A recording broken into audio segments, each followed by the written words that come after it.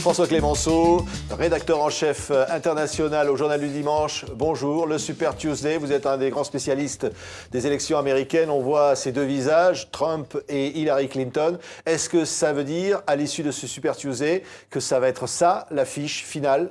C'est une affiche très probable, mais pas certaine. Il peut y avoir encore des surprises, et chaque élection présidentielle américaine a toujours son lot de coups de théâtre, de mauvaises surprises aussi parfois. Ils n'ont pas creusé l'écart comme ils pouvaient l'espérer l'un ou l'autre ? Arithmétiquement, si, très clairement. Ils font tous les deux la course en tête et leurs adversaires sont loin derrière. Mais il se peut que dans la trentaine de primaires qui restent, certains grands États peuvent échapper à l'un des deux favoris, c'est toujours possible. Oui. Il y a d'autres candidats possibles encore dans cette course présidentielle ? Alors, côté démocrate, il n'y en a qu'un seul, Bernie Sanders, mais qui n'a pas abandonné, qui ne lâche pas l'affaire et qui a intérêt à ce que le débat au sein du Parti démocrate continue sur les questions économiques et sociales. Et côté républicain, Marco Rubio, Ted Cruz, peut-être même John Kasich n'ont pas dit leur dernier mot. On le saura le 15 mars, parce que là, il y a 3 grands États qui votent, et là, ce sera pour le coup décisif. C'est une présidentielle qui reste extrêmement ouverte. Est-ce qu'il y a véritablement des surprises des résultats de ce Super Tuesday ? Oui, il y a des bonnes surprises, mais alors qui sont à la marge, évidemment. Par exemple, quand vous voyez Hillary Clinton qui gagne dans le Massachusetts, qui est la patrie des Kennedy, la patrie des grands progressistes, alors qu'elle est quand même plutôt conservatrice chez les démocrates, c'est une très bonne surprise pour elle. Quand vous voyez quelqu'un comme Marco Rubio gagner un État, un seul, d'accord, mais un État, ça prouve qu'il est encore capable de se battre pour continuer. Et quand vous voyez Ted Cruz gagner au-delà de son propre État, le Texas, ça prouve que lui aussi a encore des réserves. Oui, Hillary Clinton, quels sont ses handicaps aujourd'hui ? Vous avez écrit un livre, Hillary Clinton de A à Z, donc c'est un livre qui vient d'être réédité, réactualisé aux éditions du Rocher. Toujours les mêmes handicaps ? Elle n'arrive pas véritablement à faire cette percée qu'on attendait ? Elle fait une percée, et la preuve, c'est que dans les chiffres, et notamment quand on voit ces 500 et quelques délégués qu'elle a déjà réussi à récolter, n'oublions jamais que sur ce total, près de la moitié sont ce qu'on appelle des super-délégués, c'est-à-dire qui ne sortent pas des urnes, mais qui sortent tout simplement de leur soutien personnel. Elle a tout l'establishment du parti avec elle, elle a toute la machine du Parti démocrate avec elle, c'est considérable. Mais il n'empêche qu'elle a toujours du mal à convaincre cette partie de l'électorat qui lui manque et qui trouve qu'elle est non seulement 40 ans de vie publique, derrière elle, c'est beaucoup, c'est trop pour certains, et puis cette incapacité à se défaire de ce caractère polarisant qui lui reste collé à la peau, quoi qu'elle fasse. Oui, on dit que c'est son mari Bill qui va ferrailler contre Trump. Alors ça, j'en suis un peu moins sûr, parce que la difficulté avec Bill Clinton, c'est qu'il peut produire le meilleur, et on l'a vu dans certaines élections, notamment en 2012, quand il a soutenu Obama, et le pire, c'est-à-dire qu'il est capable de déraper et finalement de faire plus de mal que de bien à sa partenaire. Oui. Est-ce que ce serait l'affiche idéale pour Hillary Clinton d'affronter Trump ? Sur le papier, oui, parce que Trump, n'arrivant pas à capitaliser et à fédérer le Parti républicain autour de lui, est quelqu'un qui a un lourd boulet à traîner.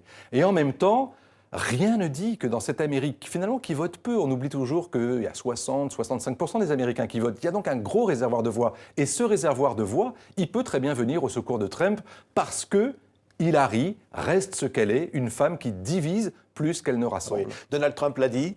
Il va utiliser notamment l'affaire des emails. Il va combattre Hillary Clinton, mais d'une férocité absolument assumée. C'est ce qu'on va voir, et je pense qu'on n'a encore pas atteint le pire ni le fond du fond. C'est-à-dire qu'elle va continuer à mener une campagne thématique, organisée, méthodique, vraiment de terrain, avec des questions clés qui concernent la vie des gens, l'économie, le social, la culture, la politique étrangère aussi, à laquelle elle est très attachée. Et lui va passer son temps à la dénigrer, à faire les petites phrases, à taper en dessous de la ceinture, à s'en prendre à Bill Clinton, à s'en prendre à cette famille dynastique. Finalement, c'est pas si difficile pour lui. Oui, mais on dit aussi, évidemment, que Donald Trump, il est capable d'aller au centre. Il est capable d'adopter toutes les idéologies. C'est vrai, parce que c'est un candidat qui n'en a pas d'idéologie. Finalement, c'est un opportuniste, c'est un populiste, c'est quelqu'un qui attrape tout et qui essaye avec ça de capitaliser. Et c'est ça qui le rend dangereux, finalement. Mais bien sûr qu'il est dangereux. Rappelez-vous Berlusconi, qui aurait pu penser, il y a 20 ans, que Berlusconi régnerait sur l'Italie pendant plusieurs années. Et c'était pourtant le même genre de personnage. Un milliardaire, quelqu'un qui a fait fortune dans les affaires, qui est très à droite et qui en même temps est capable, par pur opportunisme, de balayer à gauche. Ce type est insaisissable. Et ça va être extrêmement difficile pour Hillary Clinton de combattre pour ses idées à elle, tout en le combattant lui, qui n'a pas d'idée. Oui, et en même temps, il a créé la surprise.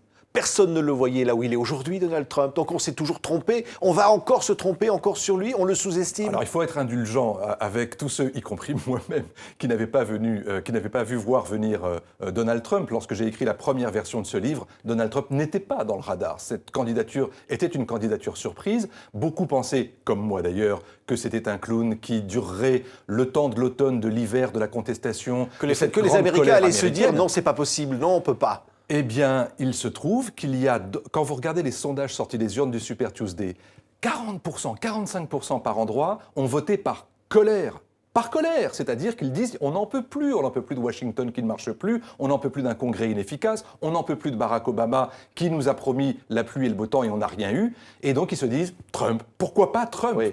Le problème, c'est que dans cette Amérique où tout est possible, un gars comme Trump peut devenir président des États-Unis. Ça montre aussi qu'il y a aujourd'hui ce ras-le-bol très profond, peut-être là-dessus. C'est là-dessus que l'élection va se jouer, sur ce ras-le-bol contre les élites. Alors c'est ça la grande inconnue, le grand point d'interrogation. C'est que cette colère, c'est la colère des électeurs qui votent aux primaires. Autrement dit, un tiers, un quart, un gros tiers des Américains. Pas la totalité. Et donc vous pouvez voir venir dans l'élection générale, encore une fois, des millions de gens qui n'ont pas voté, mais qui se décideront à voter au dernier moment, et peut-être pour le candidat de la raison, plutôt que pour le candidat de la colère. Oui, il y a derrière tout ça, finalement, une Amérique à l'orée des chemins. On a l'impression que cette élection est une élection tout à fait exceptionnelle.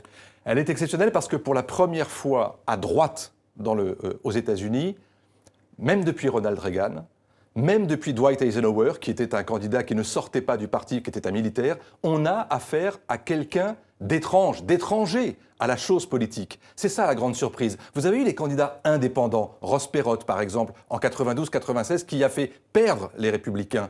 Mais là, Trump n'est pas candidat indépendant, il est le candidat de la droite. Et le problème de la droite, c'est que ça n'est pas son candidat. La preuve, l'état-major du parti essaye de tout faire pour que ses victoires soient limitées. L'état-major va se ranger derrière lui s'il continue de gagner. Il est capable de se ranger lui-même. C'est pas si évident que ça. La preuve, c'est que malgré le soutien qu'il a obtenu du gouverneur du New Jersey, Chris Christie, il y a très peu d'élus aujourd'hui qui se disent est-ce que je sens le vent tourner? Est-ce que je rallie Trump? Ou est-ce qu'au contraire, je fais partie de tous ceux qui disent surtout pas lui?